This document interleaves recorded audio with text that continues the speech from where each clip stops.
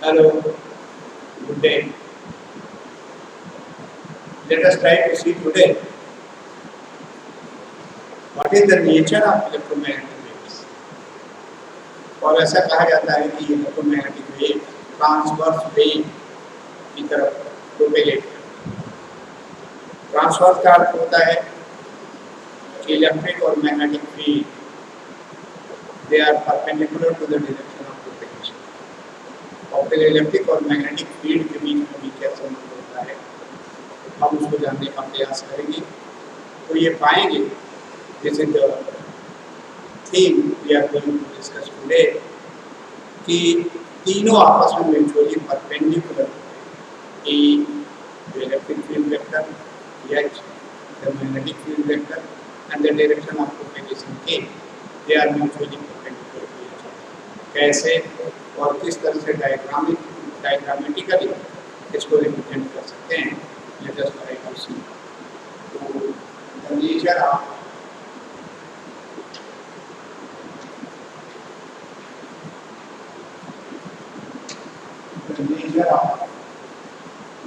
electromagnetic EM waves. EM is electromagnetic. The nature of electromagnetic waves. We have already seen the generalized Maxwell's electromagnetic field equation. और उस generalised electromagnetic field equation से space air या vacuum में इस तरह से वो हो जाएगा, चेंज कर जाएगा, या कंडक्टिंग मीडियम में किस तरह से चेंज किया करेगा, इसके लिए इक्वेशन हम लोग देख सकते हैं। मैं फ्री स्पेस को कंसीडर करता हूँ। तो Maxwell's equation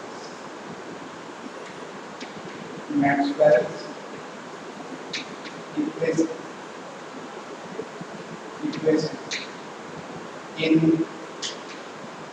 free space. Free space का मतलब air, space और vacuum. And these are condition आप थोड़ा सा अपने वन डेवलपर करके देखेंगे, लोग जो बनाते हैं उसे देखें तो आपको ये याद आ जाएगा। पहला कंडीशन है rho equal to then divergence E is the first equation. दूसरे इक्वेशन के लिए हमें मिलता है divergence H. For free space it is equal to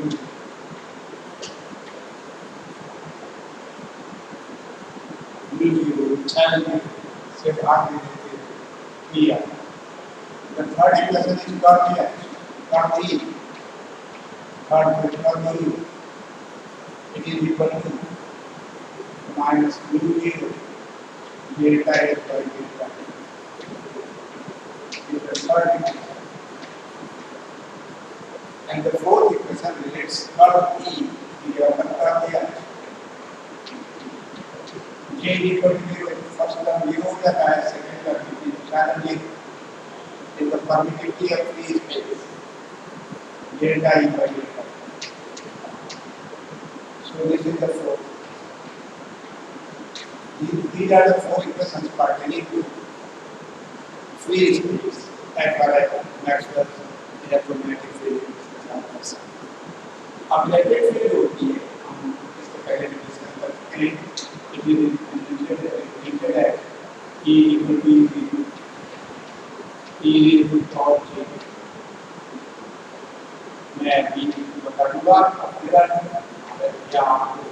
यहाँ दिया जाएगा AZ minus omega.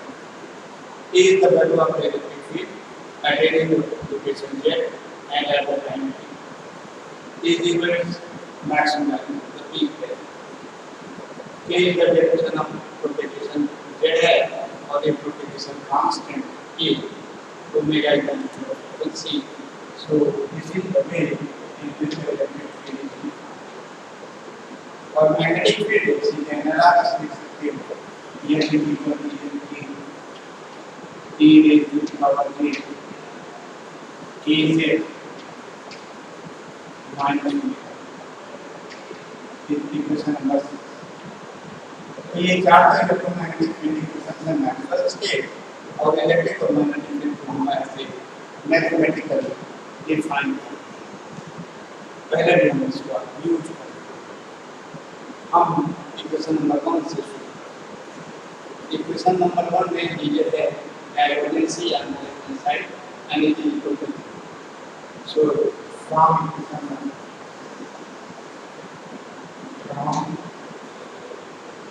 equation 1 divergence means space dependence of space is along the direction of propagation jet. So how it is E varying with respect to jet? To a dot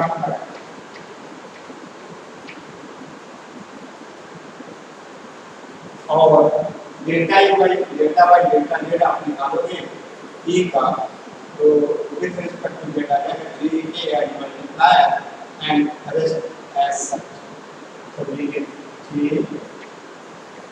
E definition में vector dot E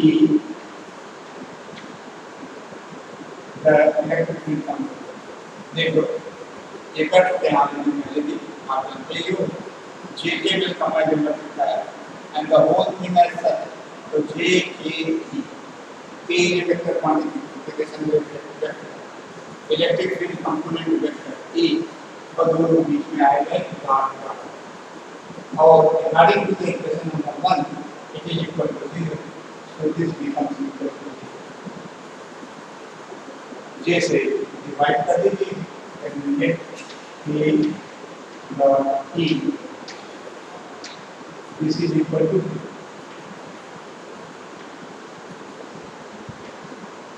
so this becomes equation number 7. ये mathematical equation जो आपने develop किया equation number 7 क्या बताता है J and E they are perpendicular to each other. K cos 90 is 0 and that's why it is equal to 0 leading to that K the direction of propagation and the E the electric field vector they will be perpendicular to each other. तो K और E के बीच में equation होगा K और E आपस में एक दूसरे के परपेंडिकुलर होंगे K और E z एक्सिस के लंब है तो E x एक्सिस के लंब होगा they are perpendicular to each other. अब किधर होगा कैसे होगा ये हो जाएगा now B from equation number 2 अब इक्वेशन नंबर 2 में हमने दिए divergence H net mark H that is space dependence delta H of H 2 dot और जैसे इलेक्ट्रिक फील्ड को आपने किया है वैसे ही H को करेंगे तो J की will come at multiplier and whole thing as so J के J K is a vector quantity, H is a vector quantity, and there is a dot product in between. And according to equation number 2, it is also equal to 0. So this is equal to 0. जिसको आप देख सकते हो जैसे divide कर दो तो 3 dot है. This is equal to 0. becomes equation number क्या बताता है इक्वेशन नंबर 1 इक्वेशन नंबर 1 ये बताता है K और H आपस में दूसरे के परपेंडिकुलर तो K के ही परपेंडिकुलर H भी होगा अकॉर्डिंग टू K के ही परपेंडिकुलर E होगा अकॉर्डिंग टू और मैंने कहा कि direction of propagation z axis के लंब है तो z एक्सिस के परपेंडिकुलर डायरेक्शन में E होगा परपेंडिकुलर ही डायरेक्शन में H होगा. अब E और H कैसे होंगे दोनों x एक्सिस के लंब होंगे दोनों y एक्सिस के लंब होंगे या किस तरह से हम डिसाइड कर पाएंगे कि E और H में आपस में क्या संबंध है इतना जरूर तय हो जाएगा कि E K के परपेंडिकुलर होगा इक्वेशन नंबर 7 H K के परपेंडिकुलर होगा equation number 1 in an attempt to see कि ई और एच आपस में कैसे रिलेटेड होंगे।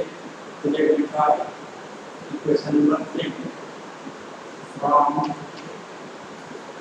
Equation 3 left hand side it is probably needed for the lambda class E. फिर इस case dependence of E from cross product delta by delta J. There should be a cross product in between the J. Delta by delta J of E in between if there is a quantity there is a cross product. Delta by delta J की value अपने पास J A E तो J K vector quantity E vector quantity और दोनों बिल्कुल पास है।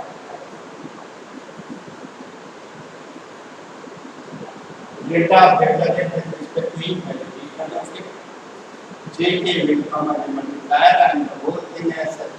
तो J के E और K और E दोनों वेक्टर क्वांटिटी दोनों बिल्कुल पास है। से question number 9 the left hand side of equation number 3. The right hand side leaves minus mu0 delta x by delta t. Also,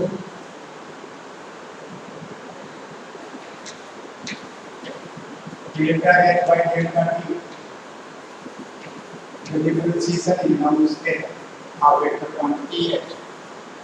h का भी रिस्पेक्ट टू टाइम करेंगे तो माइनस j ओमेगा हमारे multiply और शेष क्वांटिटी का परिवर्तन तो minus j omega h minus j omega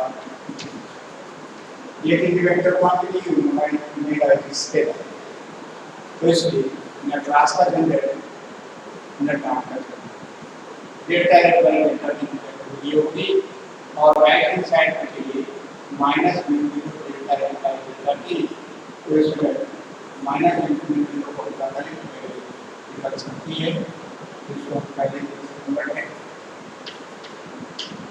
और यूटी इक्वेशन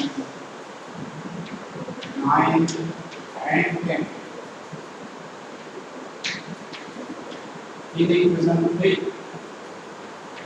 in equation 3 देखिए क्या है इक्वेशन 3 जो है ये वर्टी पता है कि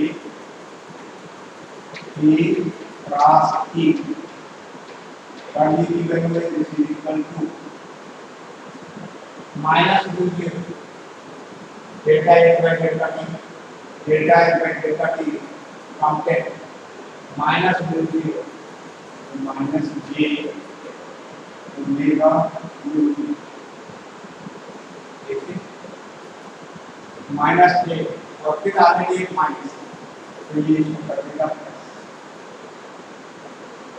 माइनस वहां भी है माइनस यहाँ भी है mu0 का उसी जुड़ा हो जाएगा तो j ओमेगा mu0 और delta x by delta t के लिए हम क्या है j ओमेगा ओमेगा t के लिए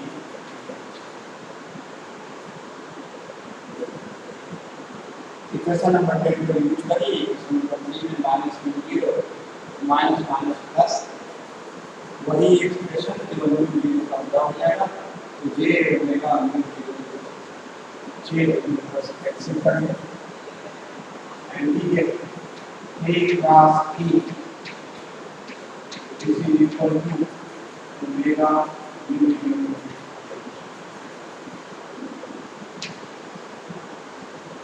तो k e और h के बीच में तो इससे हमको आइडिया मिलेगी कि k e और h के बीच में क्या आपस में म्यूचुअल रिलेशनशिप है वो निकल जाएगा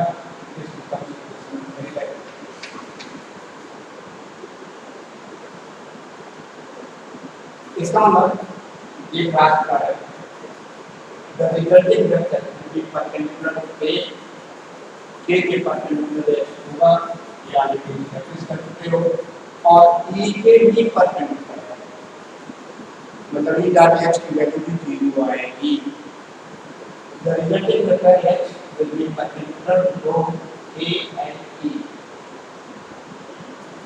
तो H जो है, जो इक्वेशन हम लेते थे, राइट हैंड साइड पर आया, यह है H, K के भी परपेंडिकुलर होगा और E के भी परपेंडिकुलर, राइट। तो K के परपेंडिकुलर H होगा, E के भी परपेंडिकुलर H होगा, और आपस में कैसे भी परपेंडिकुलर में रिलेशन होगा कि यदि K से E की तरफ जाए तो H विलायक H will be direct, H की डायरेक्शन आ जाएगी। K से E की तरफ जाओगे तो H की डायरेक्शन, ये निश्चित।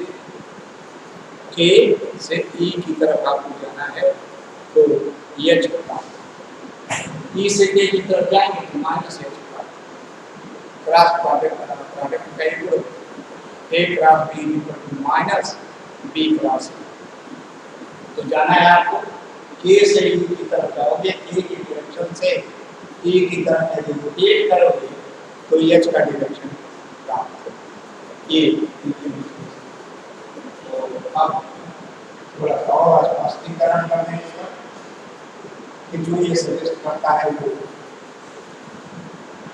H की तरफ यदि घुमाए तो क्या होना चाहिए, K से E की तरफ गैप लिया जाए तो उसके लिए हम यूज करते हैं from equation 4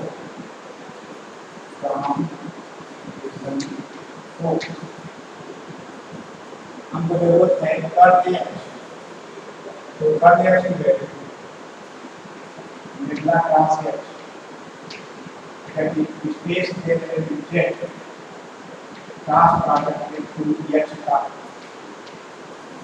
और delta by delta Z H आप निकाल J A H, लेकिन यहाँ क्रॉस प्रोडक्ट ना हो सकती, क्रॉस प्रोडक्ट ये आ जाएगा G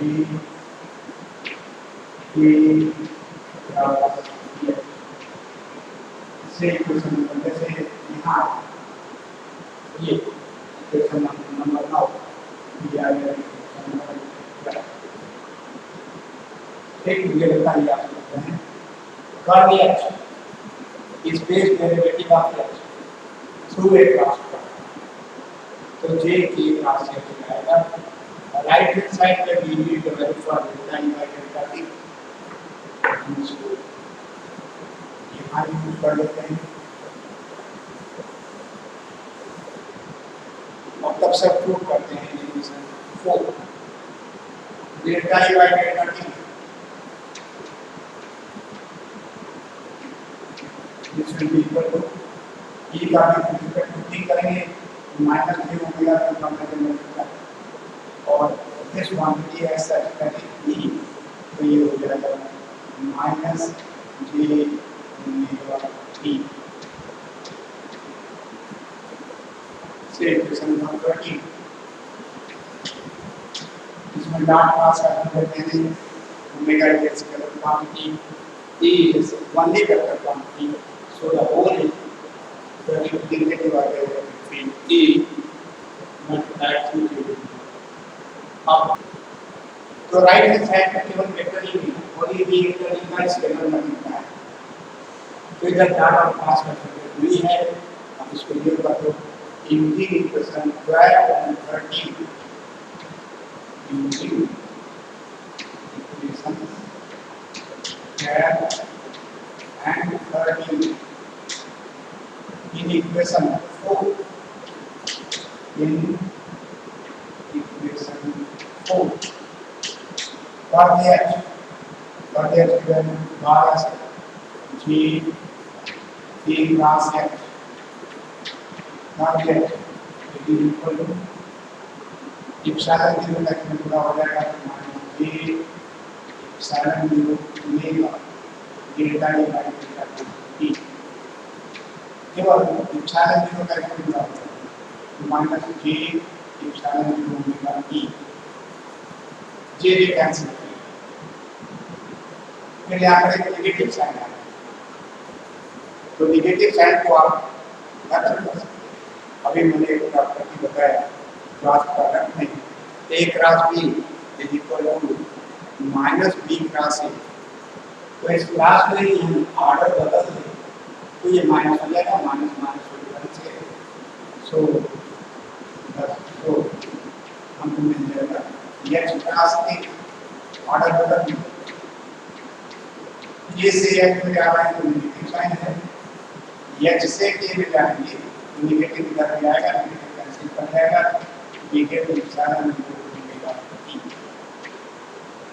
तो यह भी एक संबंध आ गया k e और h से इक्वेशन नंबर क्या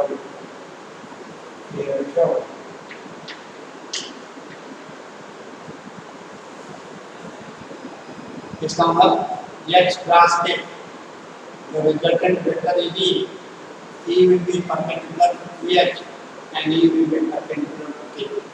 E will be perpendicular to k. ये तो हम डिस्कस कर चुके हैं। It will also be perpendicular to h. It will also be perpendicular to h.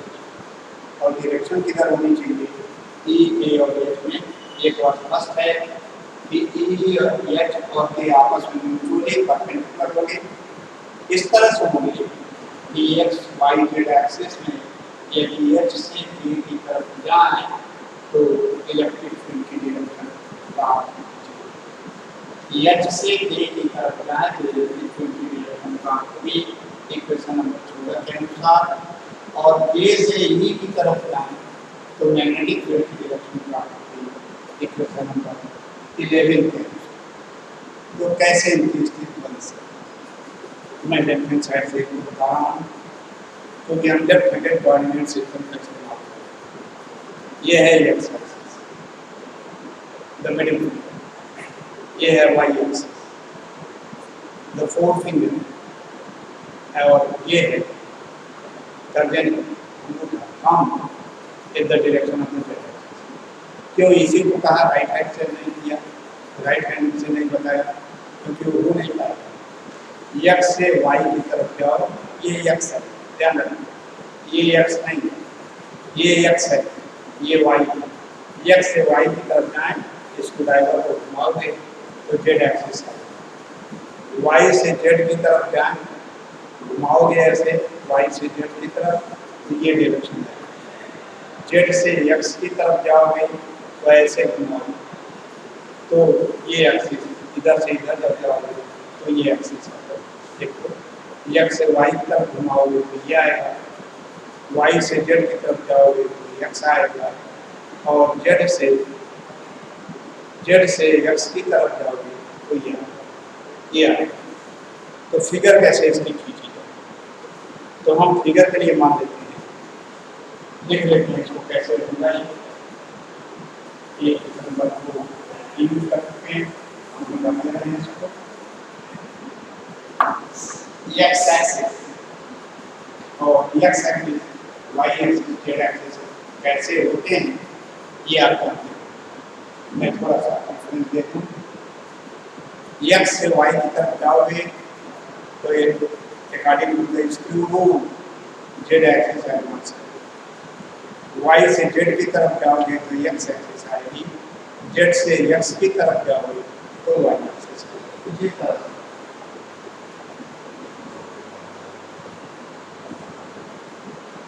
ये है x, ये है y, ये है x से y की तरफ जाओगे तो z आएगा, y से z की तरफ जाओगे तो x आएगा, z से x की तरफ जाओगे तो y। उल्टा नहीं, x से z की तरफ जाओगे तो माइनस y, z से y की तरफ जाओगे तो इसको उल्टा हो गया माइनस x, y से x की तरफ जाओगे तो इसको उल्टा हो गया, तो ये आएगा माइनस। ये x y z आपस में ऐसे तो x एक्सिस के नाम will be the electric field, y axis के नाम will be the magnetic field, and z axis के नाम it will propagate the field. ये right in the direction of propagation, तो E x axis के नाम होता है, H y एक्सिस के नाम होता है, और K z एक्सिस के नाम। देख लीजिए क्वेश्चन नंबर 12 के 11 के अनुसार ए से ई की तरफ जाओ, ए का मतलब ए से ई की तरफ जाओ, जेड से एक्स की तरफ जाओ, देखो इसी डिस्टेंस में जेड से एक्स की तरफ जाओगे तो वाई एक्सिस आएगी और वाई एक्सिस के नाम एक्स है, राइट हैंड साइड पे के से ई की तरफ जाओगे तो ये प्राप्त होगा, के से ई की तरफ जाएंगे तो ये प्राप्त होगा। ठीक, x से k की तरफ जाओ, इक्वेशन नंबर 14, x से k की तरफ जाओ, x का मतलब y, k का मतलब z, y से z की तरफ जाओ तो x एक्सिस आएगी, y से z की तरफ जाओ तो x एक्सिस आएगा और x एक्सिस का मतलब e, तो यहाँ ये प्राप्त हुआ, ये h से k की तरफ जाएंगे, x means y, k means z, y से z की तरफ जाएंगे तो x एक्सिस जाएंगे। सो इससे ये कंक्लूजन हम डिराइव करते हैं कि ई एक्स और के तीनों आपस में म्यूचुअली परपेंडिकुलर है। ये डायरेक्शन ऑफ प्रोपेगेशन है, जेड एक्सिस के नाम है तो एक्स वाई प्लेन में ई और एच वेक्टर, इन दोनों के अनुसार ई और एच परपेंडिकुलर तो होंगे, डायरेक्शन ऑफ प्रोपेगेशन की थी, लेकिन ई एच के बीच में क्या आपस में संबंध है ये स्पष्ट नहीं। लेकिन जब हम ये करते हैं तो इससे संबंध भी स्पष्ट हो जाता है कि एक्स एक्सिस के नाम एक्स वाई प्लेन में एक्स एक्सिस के नाम इलेक्ट्रिक फील्ड होगा, वाई एक्सिस के नाम मैग्नेटिक फील्ड होगा। ऐसा नहीं कि वाई एक्सिस के नाम इलेक्ट्रिक फील्ड हो और एक्स एक्सिस के नाम मैग्नेटिक फील्ड हो, ये संभव नहीं है। इक्वेशन नंबर 11 और इक्वेशन नंबर 14 के अनुसार तो एक्स एक्सिस के नाम electric field vector, Y axis के नाम मैग्नेटिक फील्ड वेक्टर और जेड एक्सिस के नाम इलेक्ट्रिक फील्ड प्रोपेगेशन। एक डायग्राम हम इसका खींच दें तो डायग्राम इस तरह का होगा।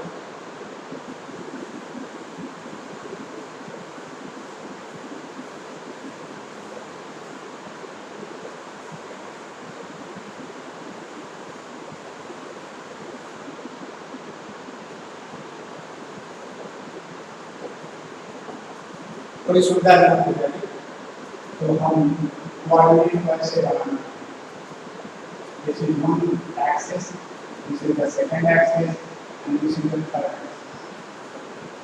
अब इसमें x y z लिखने की हम स्वतंत्र एक एक्सिस x का ही मान सकते हैं, मान लिया इसको हम मानते हैं this is the x axis तो इसके 90 डिग्री पर y axis in the anti-clockwise direction. So y axis is this. This is the y axis. और z axis is x से y की तरफ जाओ, इसको लाएगा और इसको लेकर के देखो ये खुलेगा इधर y से x की तरफ जाओगे तो ये कसेगा अंदर, तो जाना है आपको x से y की तरफ, x से y की तरफ जाएंगे तो बेटा एक्सिस आएगा, so this is the ये जेड एक्सिस और कोऑर्डिनेट ऐसे ही खींचे जाते हैं। यदि इसको x माना तो एंटी क्लॉकवाइज डायरेक्शन में चलो, ये x ये y, x से y की तरफ करोगे ये ऊपर की तरफ इसको जाएगा और इस तरह से आप इस नियम के अनुसार कर सकते हैं। तो x y z या कन्वेंशनली जो बनाते हो, देखो यह है x एक्सिस, ये है y एक्सिस और ये है, तो इसको x एक इसे मान लिया x एक्सिस, तो उसके संदर्भ में y एक्सिस और z एक्सिस नियर हो जाते हैं इस तरह से। अब आपने कहा x एक्सिस के नाम इलेक्ट्रिक फील्ड होगा, इलेक्ट्रिक फील्ड इधर, y एक्सिस के नाम मैग्नेटिक फील्ड होगा, मैग्नेटिक फील्ड इधर, और z एक्सिस के नाम प्रोपेगेट करेगा, so this is the direction of propagation. E will lie along the x-axis, H will lie along the y-axis, and K will lie along the z-axis. And this will propagate along the z-axis with velocity c, ये status आप कर चुके हैं, c की velocity से चले। तो ऐसे आप लिखिएगा इलेक्ट्रिक फील्ड के लिए एक साइकिल ऐसी कंप्लीट होती है, दूसरी होती है। It is along the axis. This is the value of equation का ही जीरो लोकेशन डेट बदलेगा, टाइम बदलेगा, तो वो इक्वेशन का।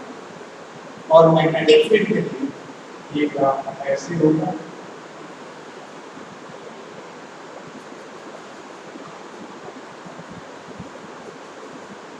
this is the magnetic field, this is the maximum, this is the field, this is E0 from the same point.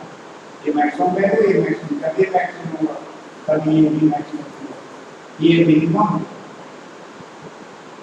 E0, तो ये maximum. एक minimum होगा, एक ये एक्स एक्सिस के नाम लाई करेगा, एक वाई एक्सिस के नाम करेगा। मैं इसको और अच्छा करने के लिए इसको काफी बना देता हूँ, और स्पष्ट रहेगा। The dotted curve corresponds to magnetic field. The solid curve corresponds to electric field. The ऐसी रिप्रेजेंटेशन। मैंने इलेक्ट्रिक फील्ड का मैग्नीट्यूड ज्यादा शो, मैग्नेटिक फील्ड का मैग्नीट्यूड कम शो, और आप किताब देखेंगे, आप सब लोगों के पास ज्यादातर किताब भी इसमें चलती है। इसके गुप्ता की किताब है, इसके गुप्ता में ये फिगर 2-3 जगह है, लेकिन सब एक दूसरे से भिन्न। उनमें से सही फिगर कौन सा होगा, अब आप तरीका निकाल देखो। इस तरह के जो स्थित हो, एंटी क्लॉकवाइज डायरेक्शन में एक्स वाई जेड में खींचा हो, वो सही है। और इलेक्ट्रिक फील्ड का मैग्नीट्यूड ज्यादा आएगा, मैग्नेटिक फील्ड का मैग्नीट्यूड कम आएगा। ठीक, मैग्नेटिक फील्ड की मैग्नीट्यूड कम आएगा। क्यों आएगी, उसके लिए अध्ययन फिर आगे इंट्रिंसिक इम्पीडेंस के बारे में बात।